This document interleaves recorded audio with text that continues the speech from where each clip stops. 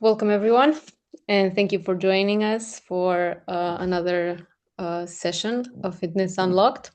I'm really excited to moderate today's webinar, especially because it's a very interesting topic, and I'm really curious to let our panelists share their experience and perspective on the subject.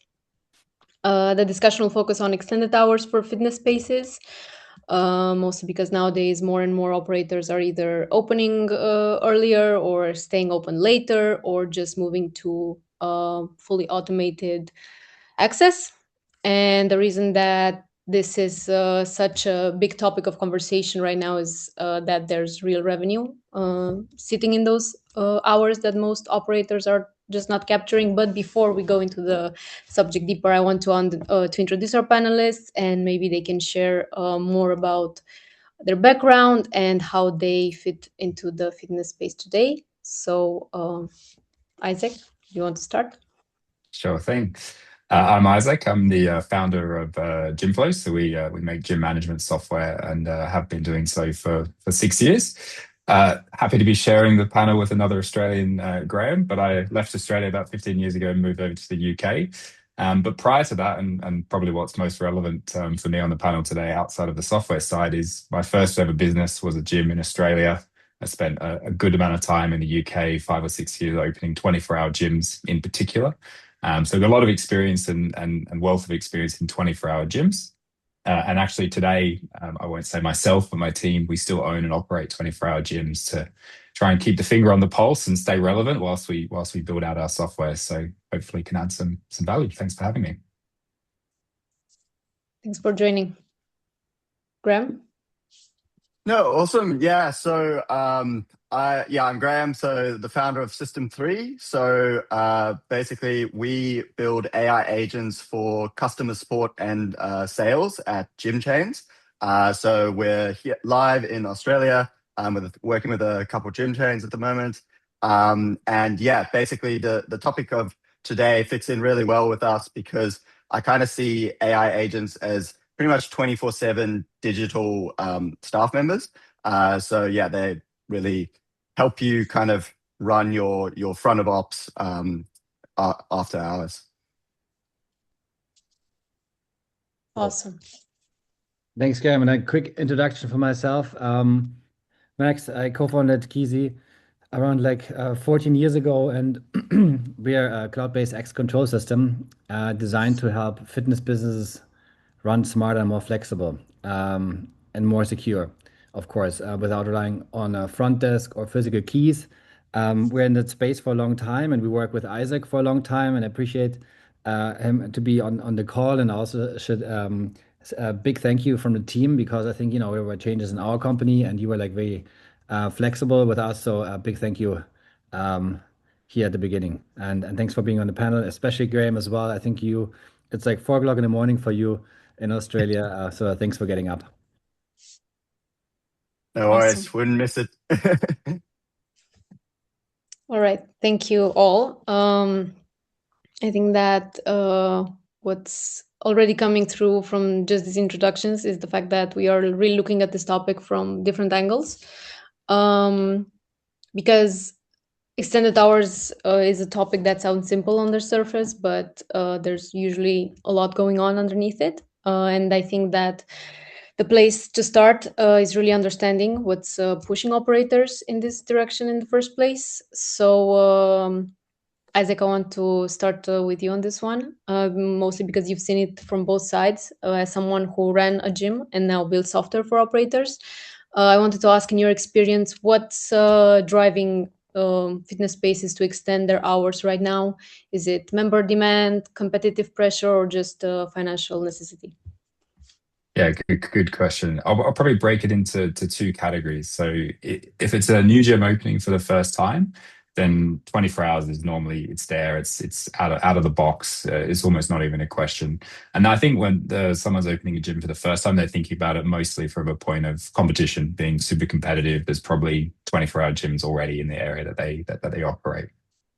But primarily, we work with small and medium businesses, and for an existing business that's already trading and looking to change, It's not so much revenue or competitive pressure or feedback from members. It's typically the operational pressures that come from running a gym. If you've operated a gym for more than a few years and you're not, completely automated with access control or running extended hours, then you're somewhat shackled to the gym's operations. You feel obligated to be at the desk for your members. You feel obligated to be there to make sales, and worst of all, some gyms you feel you're obligated to be there to unlock the doors.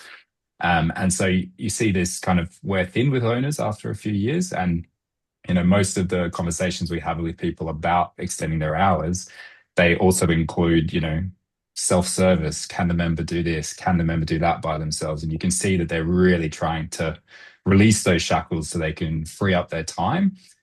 Some of that might be financial because maybe they can operate with less staff, but normally it's really starts from that point of how can I be free of these shackles? How can I use my brain power elsewhere on tasks that are harder, more challenging, maybe more stimulating?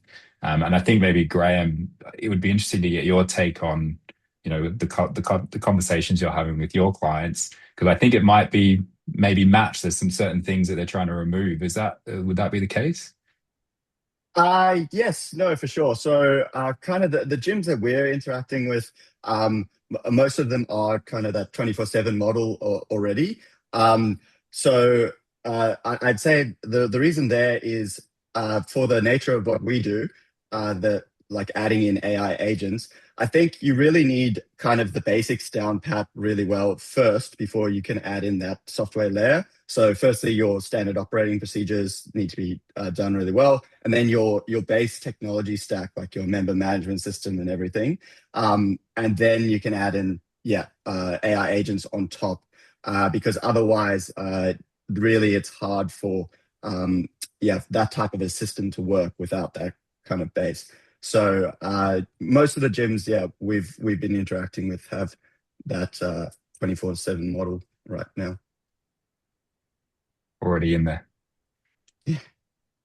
Maybe also like it's interesting that you say like operational pressure drives into 24/7.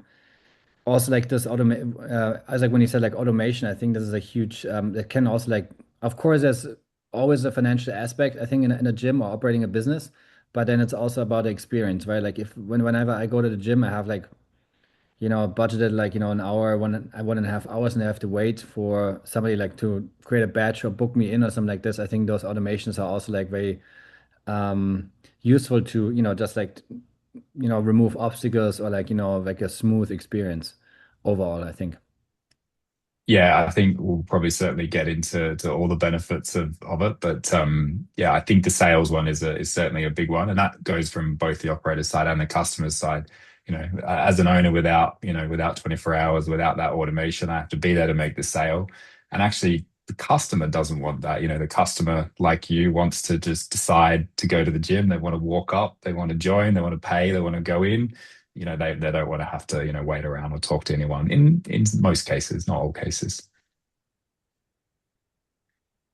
Yeah, exactly. That's exactly what I've been seeing as well. So from our side, we capture about 50% of our leads after hours. So that is kind of when a lot of volume is coming in on the weekends and after hours.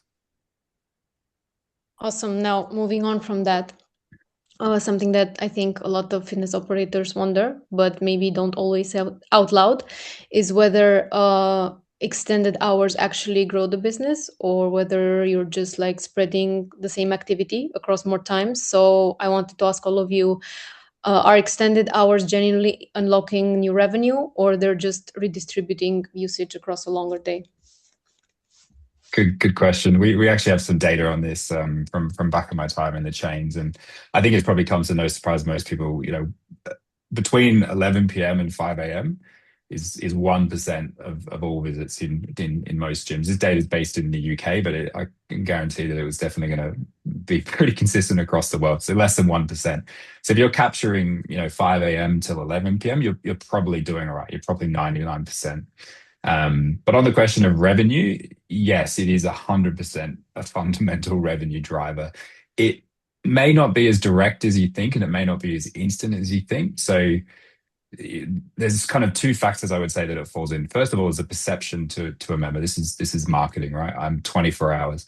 The psychology of a member when they join a gym is really a lot about, am I going to come? Is it convenient for me? Is it close? Can I go there at the hours that I need?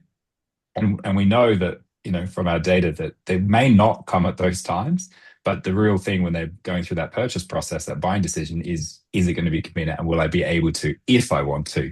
So that really makes a big swing on the buying decision. And then it's also the reverse of that as the retention factor. So if we closing at 6 or 7 or 9 or 10 o'clock, even, maybe earlier on the weekends, it's the existing members. Are they going to leave? Do they come down to the gym and they're going to rush through their workout because there's 15 minutes till close? Do they finish their day, they had a long day, and they go, oh, gym shuts in an hour? Don't worry about it. Once they do that 2 or 3 times, is that a churned member? Is that lost revenue? So I think it's not instant, but 100%, it's definitely a revenue driver. Awesome, thank you. Also, something that I think is worth sitting with for a second is where those extended hours actually sit in the market right now, because the answer to that really changes how operators should be thinking about it. So from what you're seeing across the fitness space, is extended hour access becoming a baseline expectation, or at this point is still some sort of a differentiator? Happy to take it, Graham, unless you want to speak to the Australian market. Up to you. Yeah, no, Isaac, maybe you take that first, and then I can color it a bit.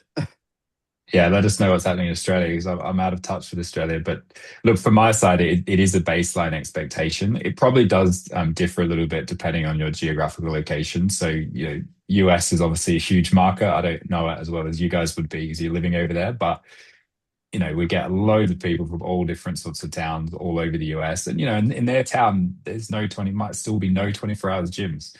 To people that are living in Sydney or London or New York, that's absurd. How would that ever happen, right?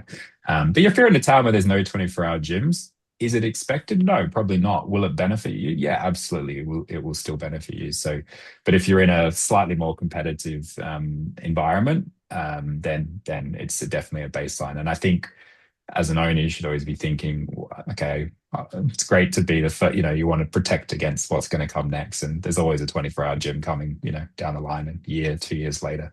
We came to the UK with our previous chain, 9 years ago, and 24 hours was new.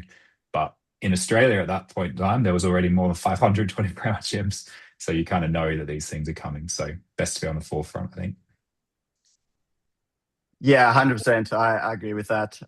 Yeah, I think Australia pretty much, 24/7 seems to be kind of getting to baseline now.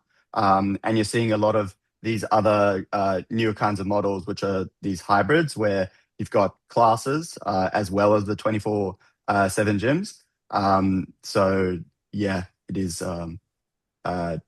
it is picking up for sure.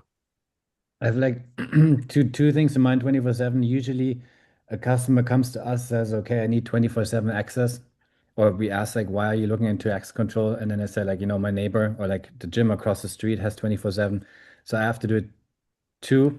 To your point, Isaac, that it's like a massive probably sales proposition, especially in a if somebody in the local area has 24/7. But I think at the same time, what Graham just said, that the utilization of spaces changes a little bit from, if they're like classes, of course, it need to be manned, but then you have those new reformer machines which have those displays. I think that's a huge driver in the market currently, that you can drive more revenue. You do the classes, and after hours you can offer those machines that can be used autonomously. These are like the two things I usually hear from the market currently. Yeah, absolutely. I think it's very interesting. We were speaking about it the other day, but we do more and more conversations with studios. In studios, we won't typically see that as, oh wow, that's your 24-hour or your extended hours opportunity. But I think if you look at your class schedule in a typical studio, then you live and die by your occupancy rates. How much are you utilizing the space?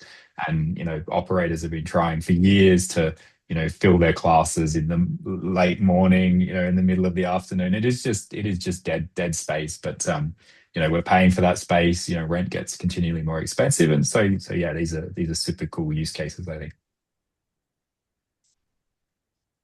Awesome. So when we talk about the extended hours, obviously we talk about different approaches. Graham actually mentioned the hybrid model, and I think that it's worth mapping those out because they're not all the same thing.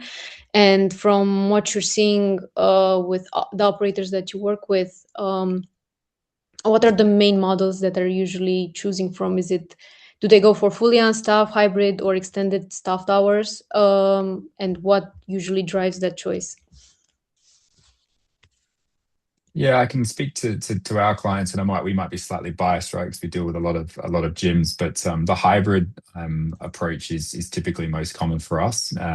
It's putting staff in the business when that matters the most, whether it's most likely going to be peak hours in the evening, maybe peak hours in the morning, letting those staff go out and do other activities when they're not needed. Maybe it's promotion or outreach or something like that.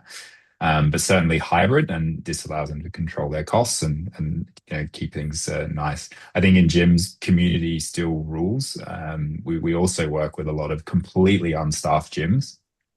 I think I'm allowed to have a personal opinion. This is not the way that I would operate a gym in this space. I think when you run unstaffed, you're dealing, it's a little bit more commoditized, but it certainly can work for some people. But at the moment, yeah, hybrid is most common, and you get the best of all things. You get the community management, you get the engagement, you get the communication in peak periods, but then you're not doing anything on those other times.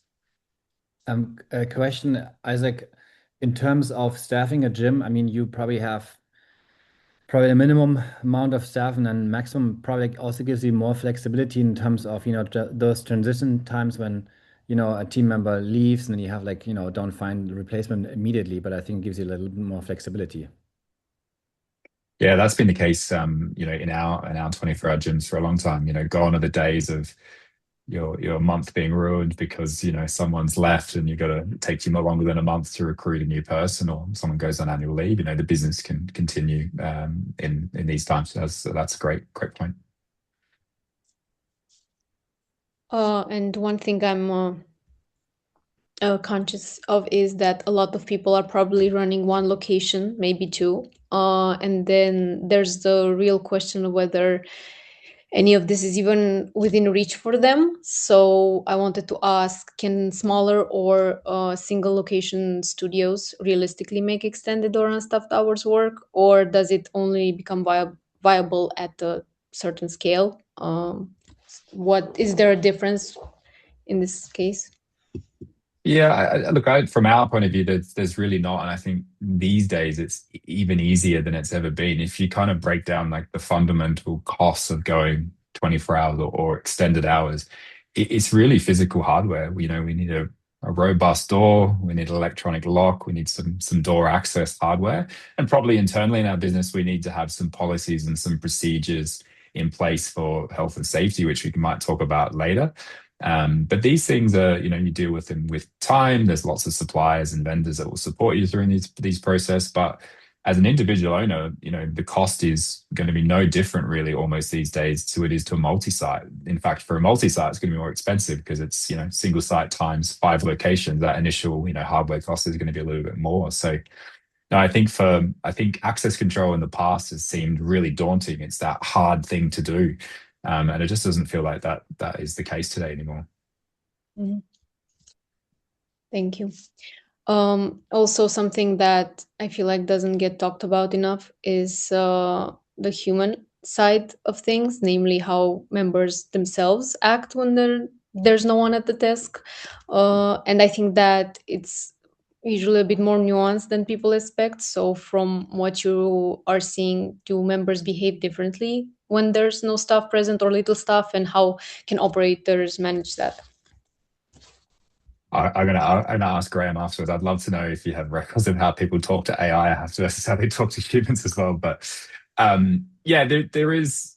I think it's how do I answer this? Because there's it could be very speculative, but if you have a good member base where there's strong community engagement, then I don't believe the behavior differs too much outside of hours. there is a change. Like I think if there's always member problems, right? It's kind of I would say that outside of hours, people can be a little bit more careless. People can be a little bit loud. People might not put their weight back in the in the right place. But if it's the same as if you would manage it the same way as if you were manage it during staffed hours. During staffed hours, a manager might speak to a member and say, "Hey, please, can you help out with that?" It's no different when you go 24 hours. You will come into the gym the next day, providing you're in this hybrid model where you have staff. You might review some footage and speak to the member and say, "Hey, don't let that happen again." So there's still that management element, I think, and it all comes down to that. If you tightly manage it, then you get the behavior that you want. And yeah, there's going to be some people will try and tailgate, and some people will try and sneak their friends in. And I would say that some gym owners are very sensitive about that, and they take it personally, and I can see why they would do that. But a really positive way to look at it is it's the cost of doing business when you go 24 hours, and if you look at the revenue that you gain versus the loss for those small few, then yeah, it's easier to swallow. Yeah, no, for sure. Yeah, I can definitely talk to the kind of how people are interacting with AI these days. So yeah, definitely when we first started out, it was kind of a bit of an experimental thought of, oh, would people kind of like this experience or not? But yeah, no, definitely now we can say that really most of what we see is just people want their problem solved, really. And I mean, if an AI is replying in under a minute and getting that problem solved, kind of pausing their membership or answering an FAQ or signing them up to the gym or anything like that. Usually they're just extremely happy to have that done. And yeah, we have people coming in at all times, kind of like 3 a.m., 1 a.m., all that. And yeah, really, it's just they want their problem solved. Awesome. Thank you. Also, there's a question that I think makes a lot of operators genuinely nervous about taking this step, and rightfully so, because if something goes wrong, let's say at 3 a.m. and there's nobody on site, who is responsible and how do you handle it? And so I wanted to ask, how can operators handle safety and liability when nobody's on site? Yeah, Maybe I've had the unfortunate experience of dealing with that in all possible ways, the good, the bad, the ugly. So look, there is precautions you need to take, and you really do have to think about the safety of your members. And I think there's a few simple standards. I can speak to the UK and I can speak to Australia. In the US, the laws and the standards might be a little bit different. So you might need to do some research. But typically most 24-hour gyms or extended hours gyms would start with a call point. It's an emergency call point. It is a very inexpensive thing that you can install on your wall that someone can press. They can speak to someone 24 hours a day, 7 days a week. It's monitored 365 days a year. Sounds expensive. It's actually not. These things are a few $100s, and to monitor them is very cheap. This is your first port of call. Member can press it in any scenario and speak to someone, and that person that they speak to can call emergency services, whatever is needed. The second thing would be an emergency pendant. So you can get it's very, very affordable. It's a thing that you put around your neck with a button, and it's an emergency services call out. This is not something your members will use, but this is certainly something that an older member who maybe has known heart conditions or is maybe a little bit more worried about, conscious of their health, will wear during their exercise, and then they can be the literal only person in the gym.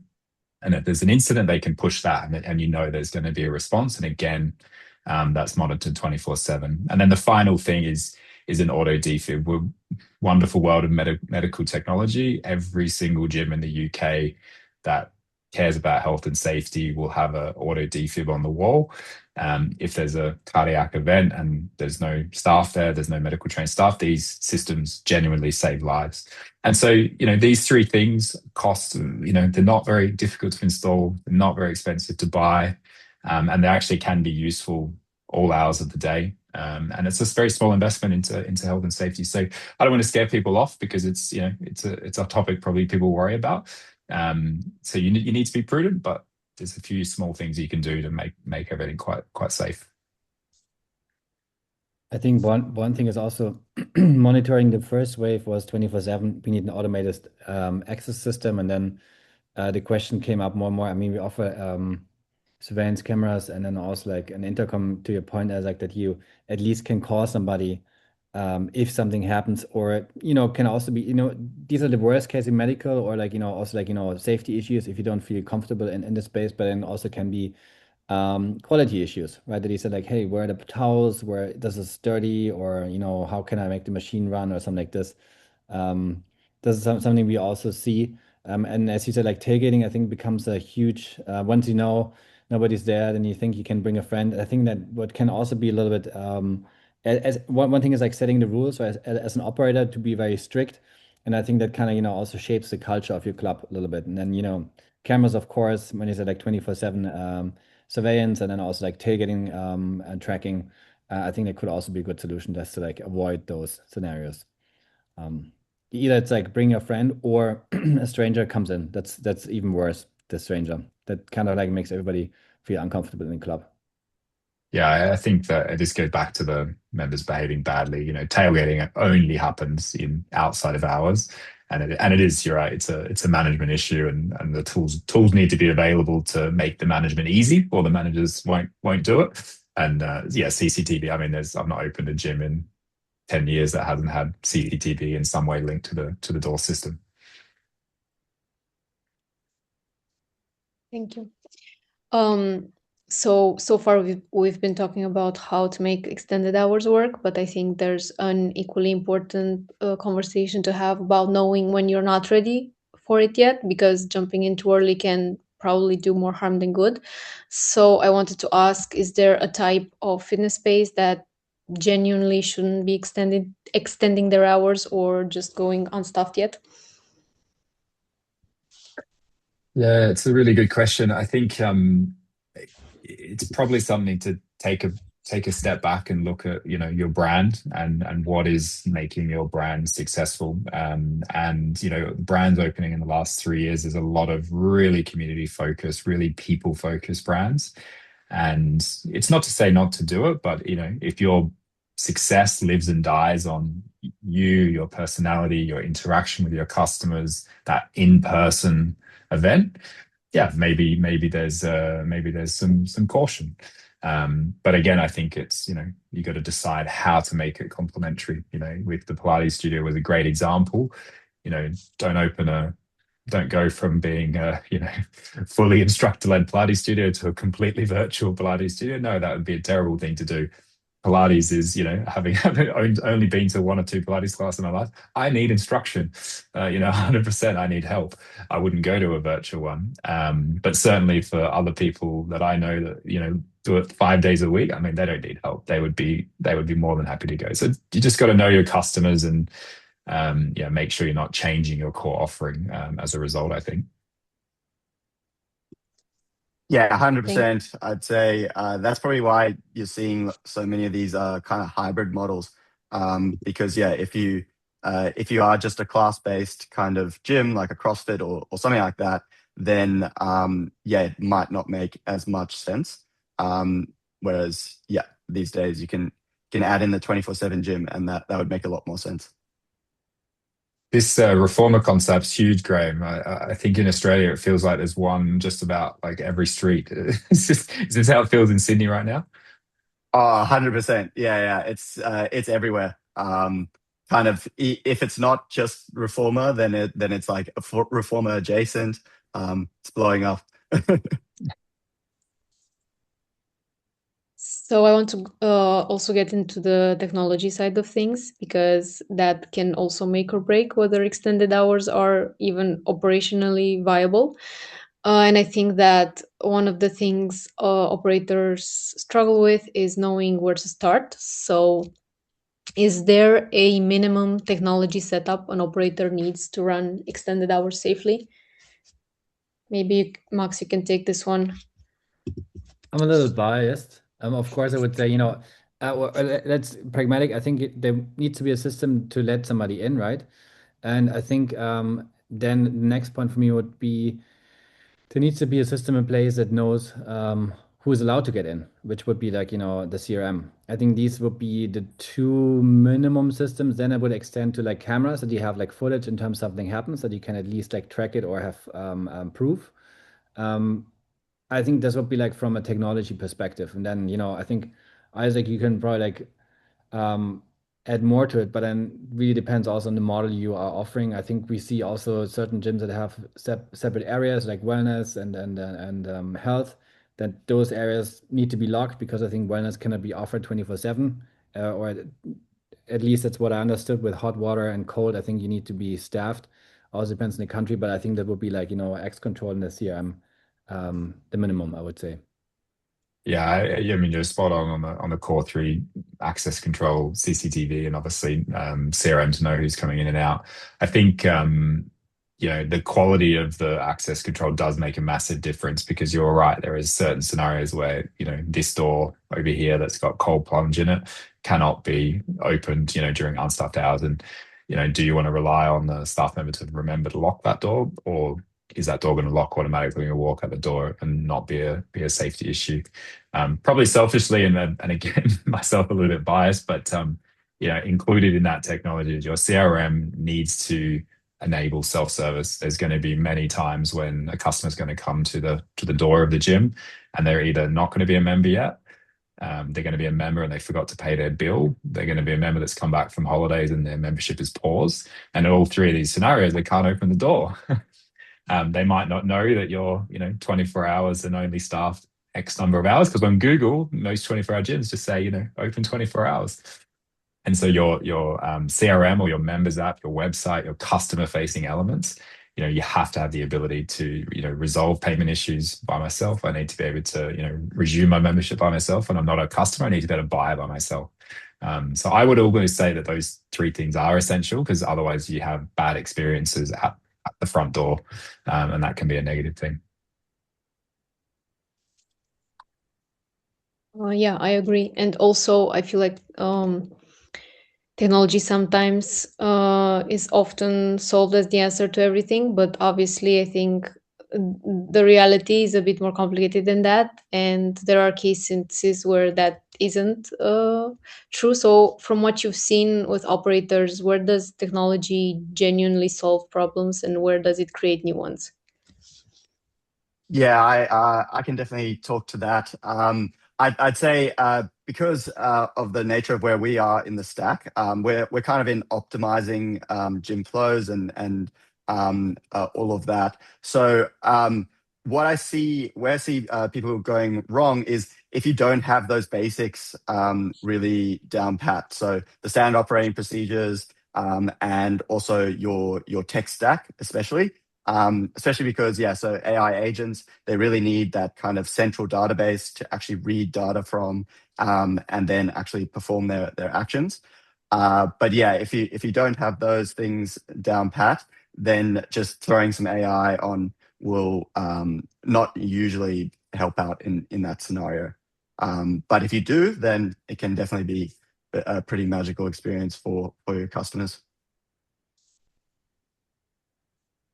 Well said. I think I think people look at Gymflow and they look at software, gym manager software, and it's all about more features, more features. We do everything, but actually you're absolutely spot on, Graham. The basics matter, and getting those to the customer as quick as possible with no friction, no bugs, no nothing. It's makes a bigger difference than any fancy feature you can have. Great. And one thing that I also want to make sure we cover, because I think that something that people underestimate when they're planning a possible extension, is how each piece of the ecosystem connects to each other. Particularly, how does access control in this case connects to the rest of the operations, like memberships, payments, and scheduling? So, Max, I think you can take the lead on this one. Yeah, I think it goes back to that the systems need to talk to each other, right? I think that's like the main point, and then only because there's an integration doesn't mean there's a quality, right? It also depends like how well those systems talk to each other, and it usually comes back how well do the companies talk to each other, right? Like our teams, our tech teams integrating it, working on um, basically solving like bugs. There are always bugs at the beginning, and then the better quality or like the longer you go with integration, I think the better it gets. And yeah, I think it goes through the flow of those automation or tech stack goes to like, payment system, CRM, and then access system, and then to the surveillance system. I think that would be like the flow I would see. Um, and to Graham's point, I think that's really like you can you can have so many like features, but if the flow is not simplified or like worked out well, I think then it's exactly the opposite you want to achieve. You want to achieve like a better experience, but if the systems don't work to each other or overpromise sometimes, it fires back so quickly. And it's usually not only to the one who promises it, but to the entire ecosystem. That's the problem then. Yeah. Awesome. Now I also want to get into AI specifically because it's impossible to have a conversation about technology these days without AI coming up. And I think the question that matters most for operators is whether it's actually changing what's possible for them practically. So I wanted to ask you, Graham, is AI making the unstaffed model more viable for operators who couldn't have it considered it 2 or 3 years ago? Yeah, so I mean, I'm pretty biased in this area, but yeah, I definitely think so. Especially because, yeah, as I said in the beginning, how I view AI agents is that they're basically just 24/7 digital staff members. So kind of if you could imagine you have your customer support team and your sales team just working all the time, then yes, definitely, especially for many gyms that we've been interacting with, we see that a lot of them are unstaffed or just have a huge amount, understaffed, sorry, or just have a huge amount of volume and their customer support teams really can't get through it all. So AI can really help out with that in terms of, yeah, allowing them to go into that 24/7 model and yeah, servicing the amount of volume coming in. Can I ask a question, Graham, about lead management? You talked about volume and people not being able to handle volume. And in Gymflow, I die when I see, we have a lead pipeline tool and, you see unmarked, you see leads in there untouched for, hundreds of them, hundreds of them. Is that something that your product does? And is that something that, because I know the reason why clients don't do it, it's time consuming, it takes a lot of effort. Is that something that you're finding AI is helping with and converting lots of sales? Yes, 100%. So definitely like leads is a big issue, especially after hours and then on weekends. So we see that, most of that buildup that you see in the pipeline usually happens when people are kind of clocking off on Fridays and they're signing up. And then you have that 3-day wait. And then, yeah, pretty much the staff members come back on the Monday and it's just a mass of leads and you really can't get through all of them. Also, the issue there is that you've got stats out there saying that if you don't get to a lead within about a minute, then you're usually 4 times less likely to actually capture that lead. It's just a basic function of people are usually shopping around and pretty much the first one that gets back to them, they're going to have an advantage, obviously. So yeah, no, definitely we help out in that area. And then also, especially for current members as well, in terms of the customer support side. So, I mean, you really don't want your members waiting like, I don't know, 7 days when they're halfway through their holiday to get their membership paused. Because, yeah, that can be not a nice experience. And do you do, and sorry if this is, I know you can tell me if this is off topic, but in terms of existing members, using AI for existing members, are you utilizing access data that is, it's in the CRMs that you integrate with to proactively reach out to for retention purposes? And how is that performing in the AI space? Because I mean, gyms have been doing this for ages. In Gymflow, you can email people, you can message people. I think customers these days, they're so aware that there's a chain of marketing that's coming to them. How is that different with AI now? And is that improving the response rates? Yeah. So for us, we don't currently actually do work on the retention part of things just Okay. yet. But that definitely is an area that we're looking to expand into. I'd say just on that point of how is it different between kind of your usual just marketing kind of emails and then AI. The thing that we're seeing in terms of the customer support and sales side is that it's really customized to what the member is actually asking about. So then usually, I mean, if they're getting a more custom answer to their problem, they're much happier to engage as opposed to kind of the mass emails. Yeah, perfect. Amazing. So we've talked a lot about the technology side of extended hours, but behind all of that, there are very real human questions about what this means for the people running these facilities. So I wanted to ask, how does extending hours change staffing strategy and team roles? Graham's going to jump in after me on this, I know it, but staff in gyms that work extended hours where there's automated access systems, I mean, they could not be happier if I'm being honest.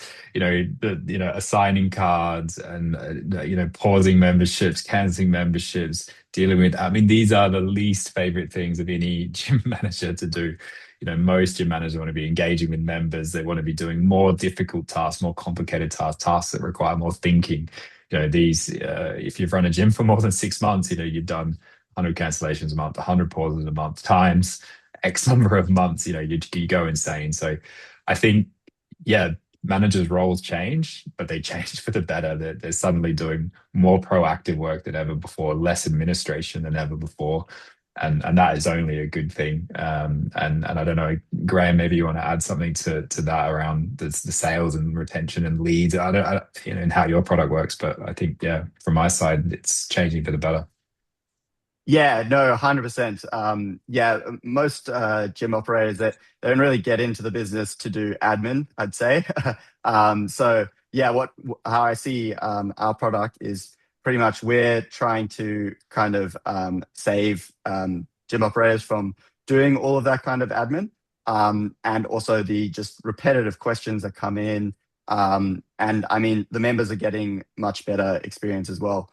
And then also just because AI is a really good solution for many problems in customer support and sales, but it really at the moment can't do all of that. So even the customer support members and sales members, they really like that kind of co-pilot kind of nature of it because, yeah, as I said, most of the gyms I've been interacting with, they really have just too much volume coming in to actually get to. So makes their jobs a lot less stressful.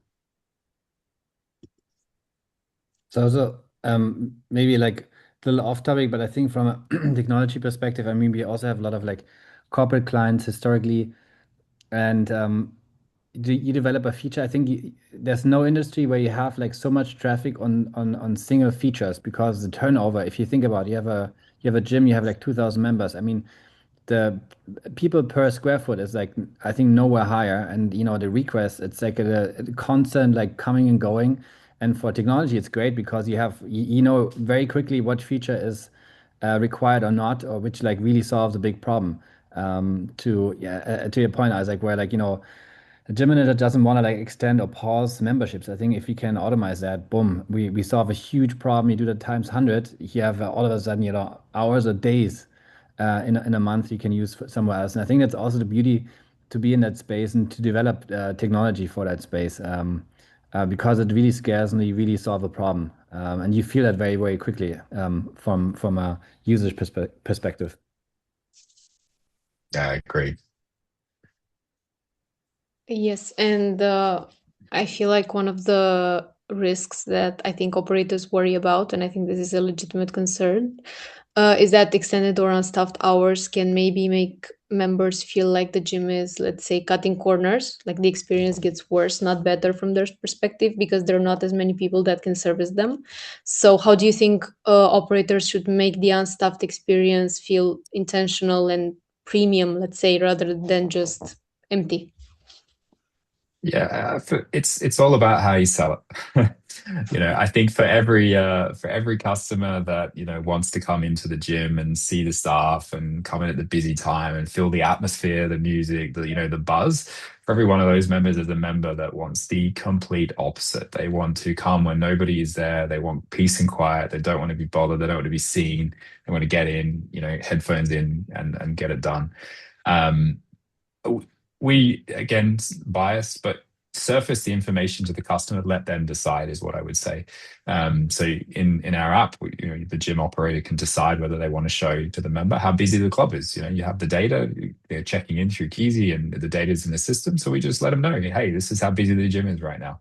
If you want that buzzy environment, you're going to come when it's busy. If you want to avoid that, then you're going, at a different time of the day. So I think, yeah, I don't think an empty gym doesn't feel premium. I think it's different to every person, and I would say just surface the data and let them make a decision. Yeah, no, 100%. I'd say from our point of view, so like the digital comms kind of side, people waiting kind of days and things like that to try and get their basics solved isn't really the premium side. So most gyms these days are open to having kind of this level of technology, which will get extremely fast response times. And can actually make it even more of a premium experience for their members, really. So that's what I'd say on that. And practically speaking, because I think this is something that operators really underestimate when they're planning the transition, let's say, is that things change quite a bit on the ground when you remove the assumption that someone is always there. So I was wondering what workflows change the most when you take away the staffed hours assumption, let's say. You can have that one, Graham.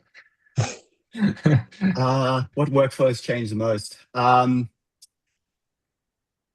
So from our point of view, basically, when you're talking about the customer support and sales side, what I've been seeing, especially when you're adding in AI, is that kind of your gym managers or your customer support members or member experience members, they are going from kind of just answering a lot of different questions to then becoming more of that manager mode of if a query gets escalated to them.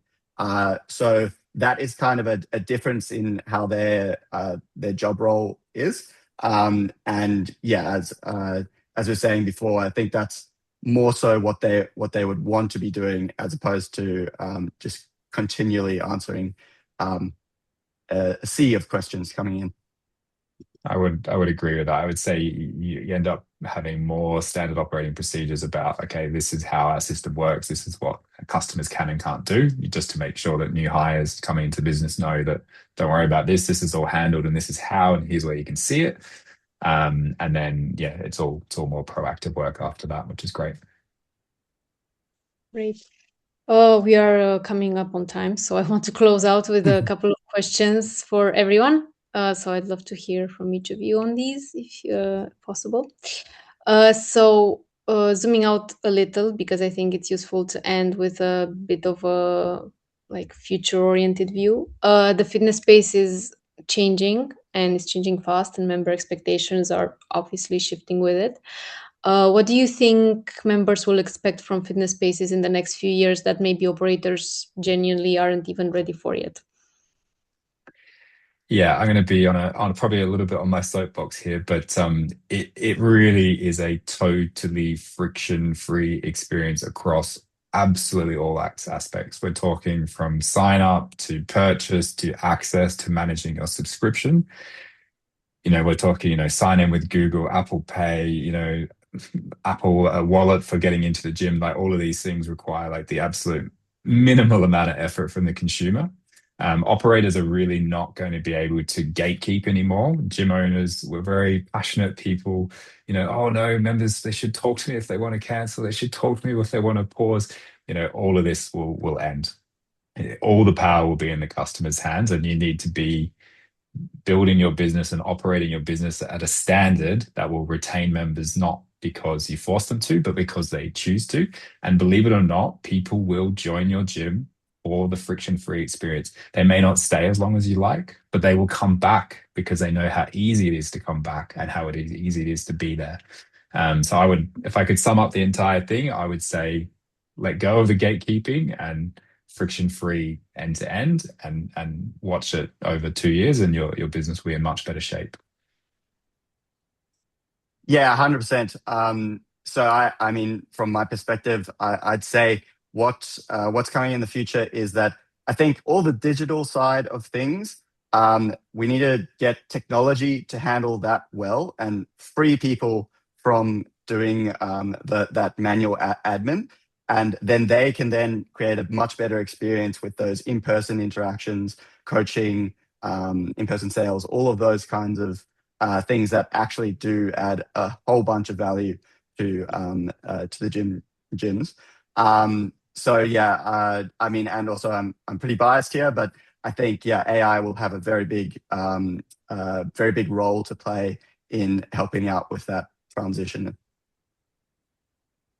I would also like be in that what Isaac those less friction, easy to sign up, easy to change, kind of like what we see a little bit in the streaming, like Netflix, HBO Max, and so on. I think you really like switch provider, like depending on what's coming out, and they're also switching the model to like more like a television model again. I don't know, but I think like the same in the gym environment. I think it also like to their benefit. I think once you give them, if you let them go, they will come back, right? I think that's also a good experience, like how easy it is maybe to get out of a contract.